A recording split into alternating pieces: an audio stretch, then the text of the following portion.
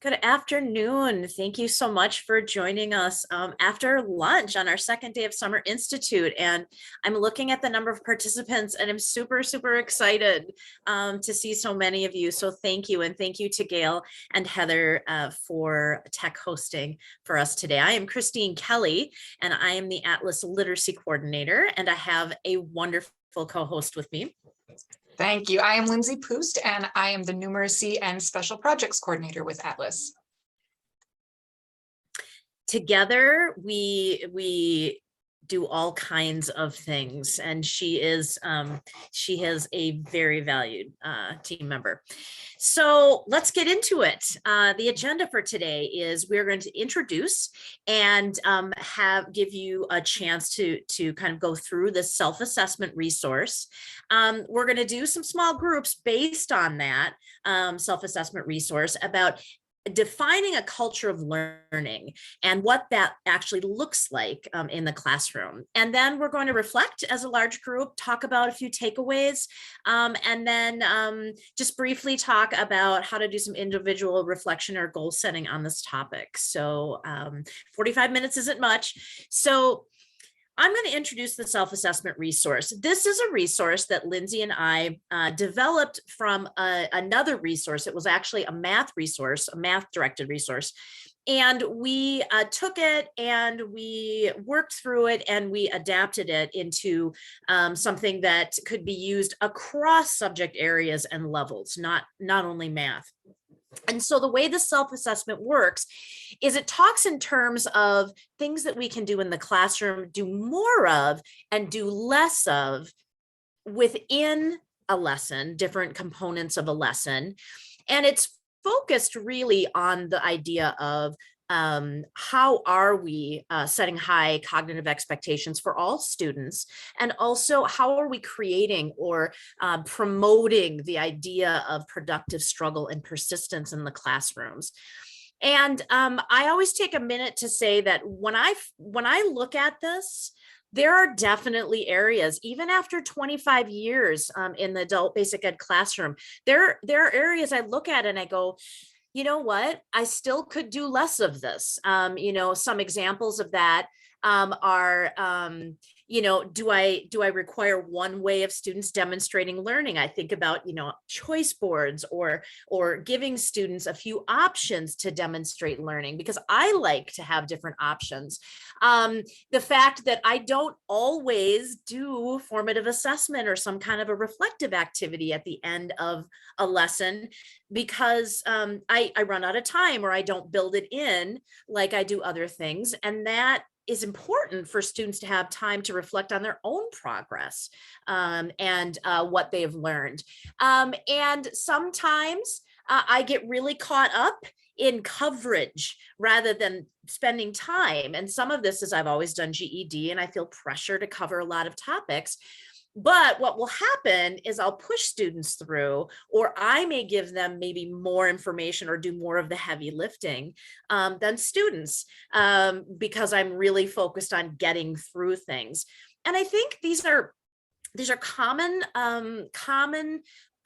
things that we can do because we have limited time, we have limited prep, we have multi-level classes, we have a lot going on. And I hope you will agree with me that no matter how long we've been doing this or how many PD events or how much education that we get over time, it's constantly evolving, and we always have new things to learn, and we always have areas of growth. So I always say that I'm always developing in some areas and I'm proficient in other areas, but I'm constantly moving back and forth. So when you do this, and we're going to give you a little instruction so that you are going to get a link and you're going to do a forced copy. So it's going to prompt you to do a forced copy. And we're going to give you just a little bit of time to go through and check, do more of, do less of. You are not going to share this. You don't have to share this with anyone. You're going to talk in generalities when we do small groups. So please don't feel that you're going to have to tell people this is what I should do more of. Okay. So just think about it in general. Some of these things you may do, some lessons, some not. Think in general of your whole body of instruction, typical lesson or a typical class period. Are these things that you find that you're doing more or less of? Lindsay, do you want to say anything? No, I think that was amazing. I will take about 5 minutes, and I was just kind of showing you you know, you can put X's in here, you'll be able to type, highlight, do whatever you want.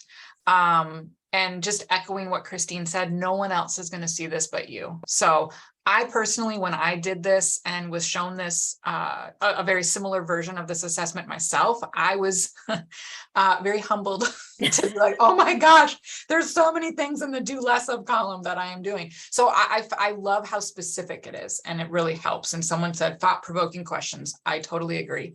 So we'll be quiet for a few minutes, let you open it up. You see the link now in the chat, and just kind of go through it, and we'll come back in about 5 minutes. Thank you, Lindsay.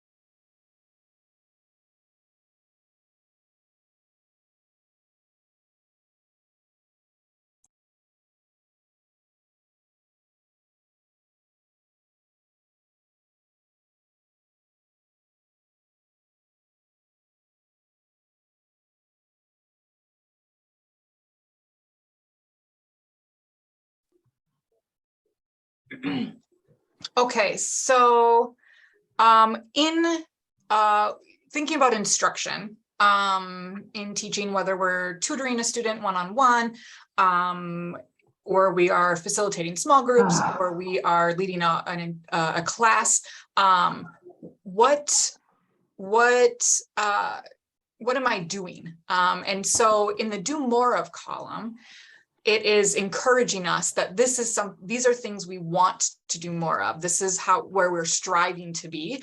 And then the do less of am I doing this? And if I am, I want to kind of think about, ooh, maybe I need to do less of this. So an example, pre-teaching a lot of information so that students don't have a chance to productively struggle. I have been guilty of this where I have done this too. That is something I can identify with, like, oh yes, I have totally been there. I've totally done that. And it's in the do less of column. And so I might mark this as something that I want to be aware of when I am teaching or working with a student. I want to try to do less of that. And there might be something then over here in the do more of column that I want to strive to do more of instead of pre-teaching too much information. Maybe I want to focus on only explaining the background knowledge that's needed for students to then engage in the task, but not doing too much. So these are the actions we want to encourage and strive towards. And these are ones that we want to do less of. And we might find ourselves having many in both columns, right? Because we're always learning, we're always growing. And again, like I said, when I did this, I found that there were a lot of the do less of that I identified with, it was good for me to see it in these specific terms as, oh, maybe, you know, do I have students jump into the task without talking about it first? Sometimes just giving a task to students and not giving them enough information at all, that's also not going to help them engage with that in a productive way. And so kind of using this as a self-assessment, a check. Does that help? I say just ignore do more of and do less of, and just check, thinking about, you know, what you're doing. Do I explicitly state the learning goals and relevance? Yes, I do every time. I'm just going to check that, whether it's do more or less. And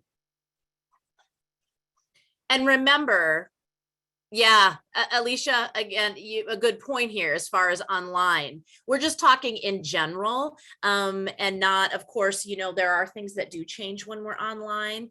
As far as how to fill it out, on your copy, you should be able to just click on the box. You can either, you should get a check mark then, or on your own copy, you can certainly highlight or boldface.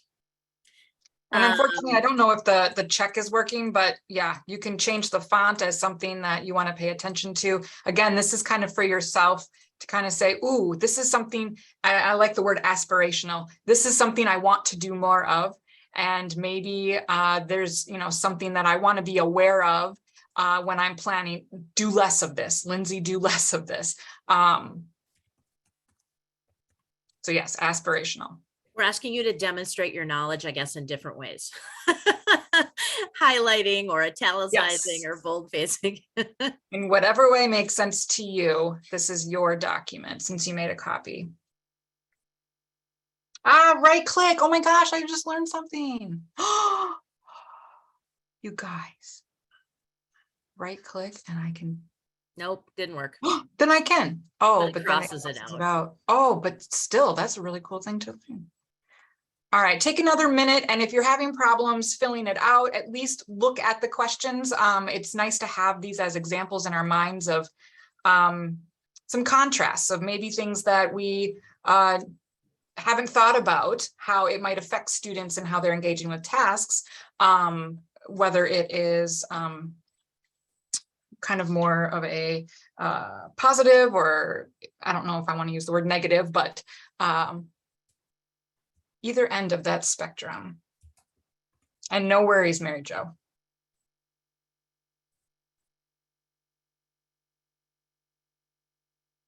Maybe there are some of the questions on the screen even from me sharing that you can kind of start thinking about. We will move to a different small group activity in a moment that you don't need this for. So don't worry.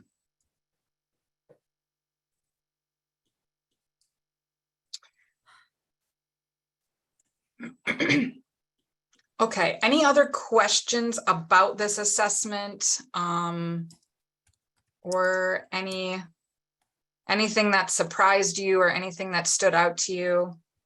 Throw it in the chat.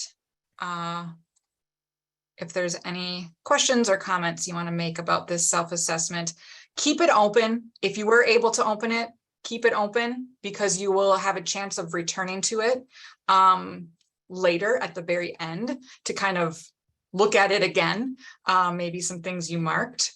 But if you haven't been able to open it, no worries. We will make sure you get a copy of it in your email or whatnot.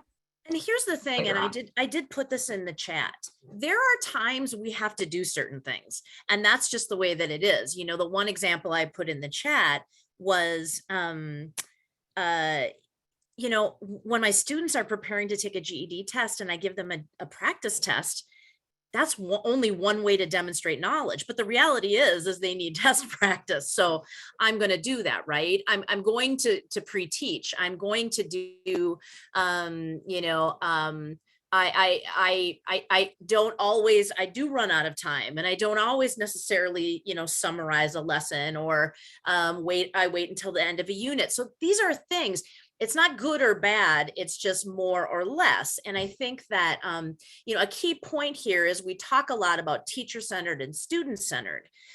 And student-centered really is where we become facilitators, and students are really doing that heavy lifting. And, I think about myself, and I think I grew up, the teacher was the center. The teacher was the knowledge giver, the knower of all and giver of right answers. And really the center of the lesson, which I do know that some of our students, depending on a culture they're from, have that expectation.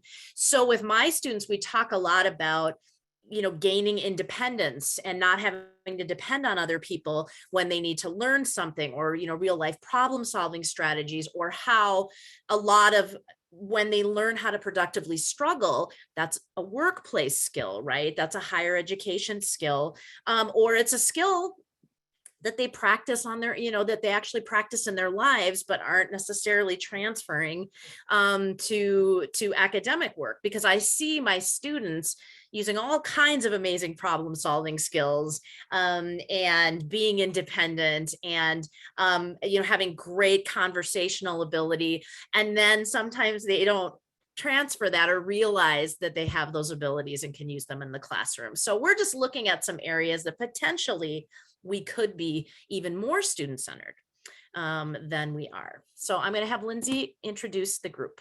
Yes, and I want to highlight Judy's comment in here too about printing it out and then focusing on one at a time. So that was a point I wanted to make, because again, if you're like me, it's like, oh my gosh, there's so many in the do less of column that I want to stop doing and then do more of.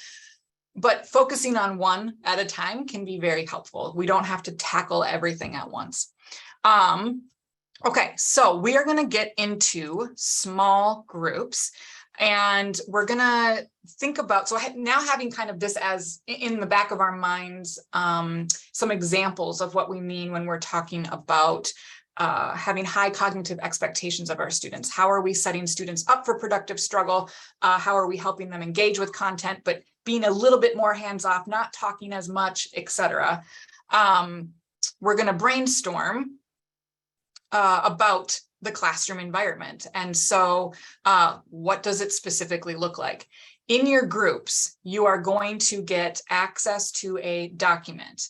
And I will show it to you before we put it in the chat. So we won't put it in the chat yet, but in a moment, you are going to see a document that looks like this. And it is a pageless document. I love this new feature in Google. So you can just keep scrolling until you find your group number. Your group number will be associated with your breakout room. And you'll find that in the top left of your screen once you are in a breakout room. And these are the questions you're going to talk about. What does a classroom with high cognitive expectations look like? But then here are some specific questions so that we get incredibly specific as we are giving examples. What are the students doing? What are they saying? What's the teacher doing? What is the teacher saying? What kinds of tasks are you working on? What structures, activities, routines are in place to ensure students are engaging in productive struggle? And then what does a classroom with a strong culture of persistence look like? Same activities or same questions. What are students doing and saying? What are teachers doing and saying, etc. Trying to get really specific. And so you're going to get a chance to talk in your small groups. Everybody could access this document, but there are about 145 people on this call. So if there is someone in your breakout room that is comfortable sharing their screen, you could also designate one person to access the document for your group. Okay, so you can all be in it, or you could have someone then share their screen and you could talk about these and just have one person recording. So any questions about what we are doing? We're going to have about 15 minutes, 13 minutes with a 2-minute countdown. So you don't have to come back right away.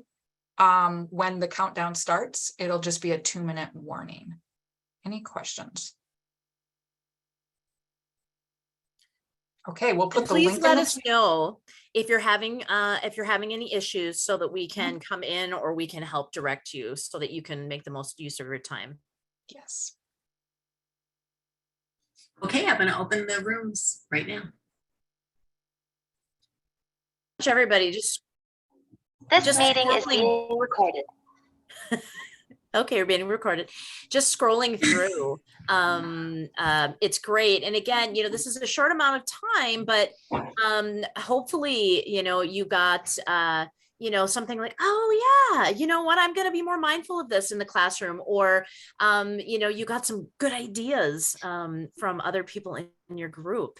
And again, just time to talk together, around a specific topic, I find always rewarding. And that's a great question, Alicia. Yes. So I will, if you were able to open this document, then you have access to it. It's in your Google Drive. But I'm also going to put this link on Sched. So I'll have the PDF of the slides and this document up right after this presentation. So you'll be able to access it that way, because there are so many different suggestions. We don't have time to go through them all, but I do encourage you to go back and look at what other groups brainstormed. So we, with the self-assessment, questions and then thinking about these two main questions of what does a classroom with high cognitive expectations look like and one with a strong culture of persistence look like, a couple different ways of really reflecting on our own teaching towards the same end, right? So if there are any ahas or other questions or things that you want to share with the large group, please feel free to put them in the chat. And we will take a look at that. But we want to make sure you have time to revisit your self-assessment from earlier. And yes, it can be. It can totally be. I'm sorry, I got distracted by Mary Beth's comment.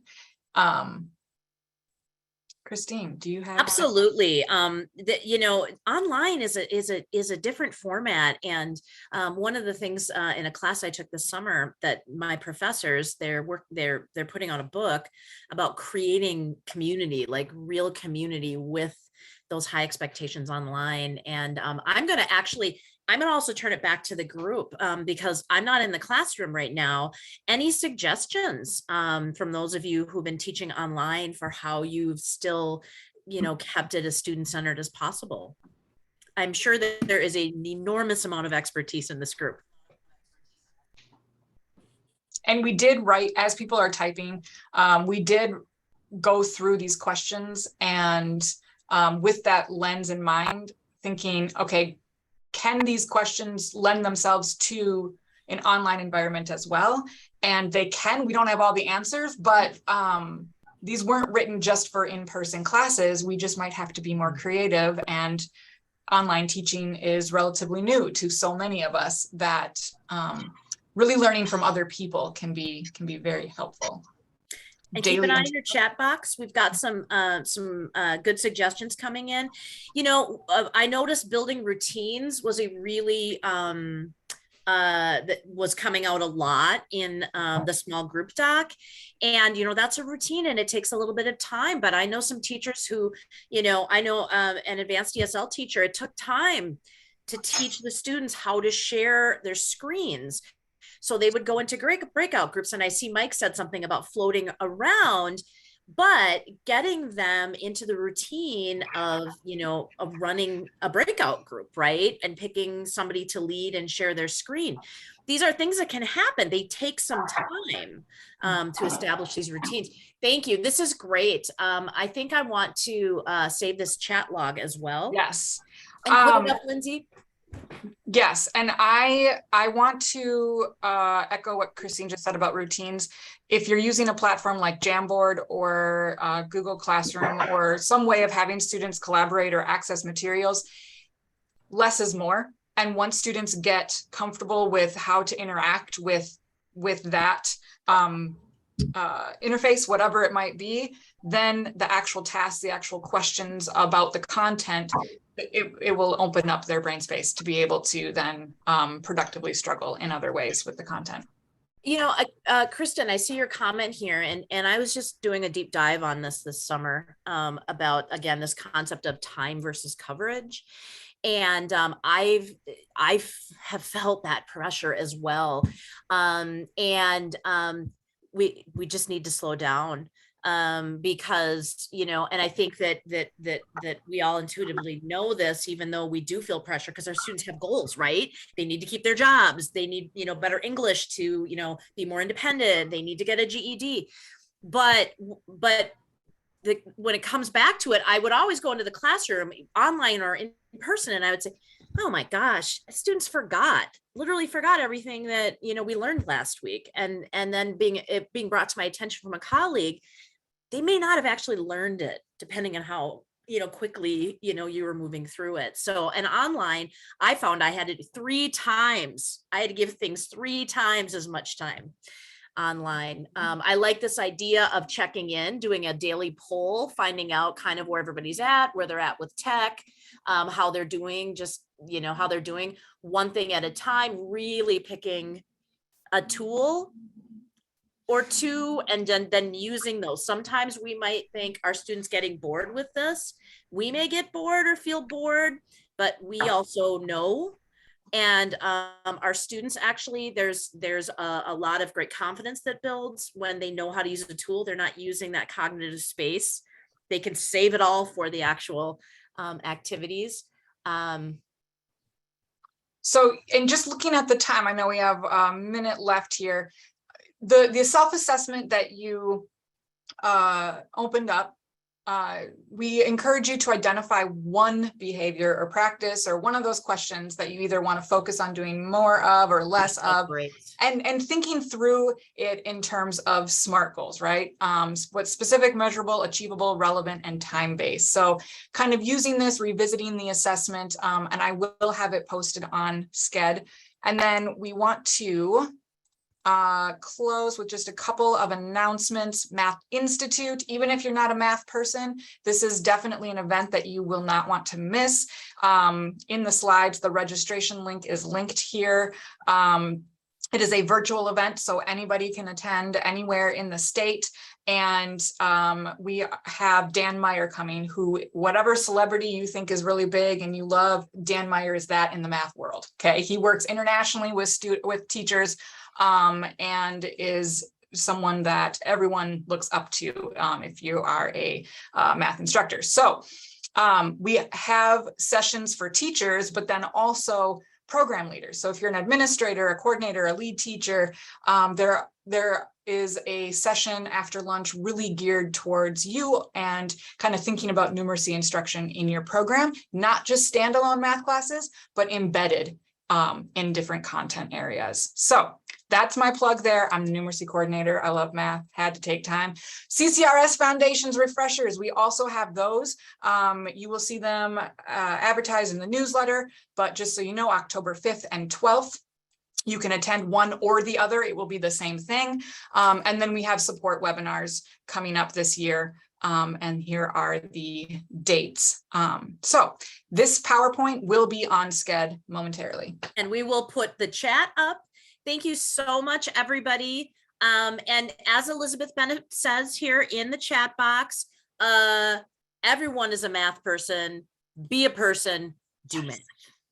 That is a t-shirt right there. That is a t-shirt. Thank you for saying that. Sticker. Thank you so much, everybody. Take some more time or take the self-assessment to your teams and have conversations with colleagues about this, and have a great start to your school year.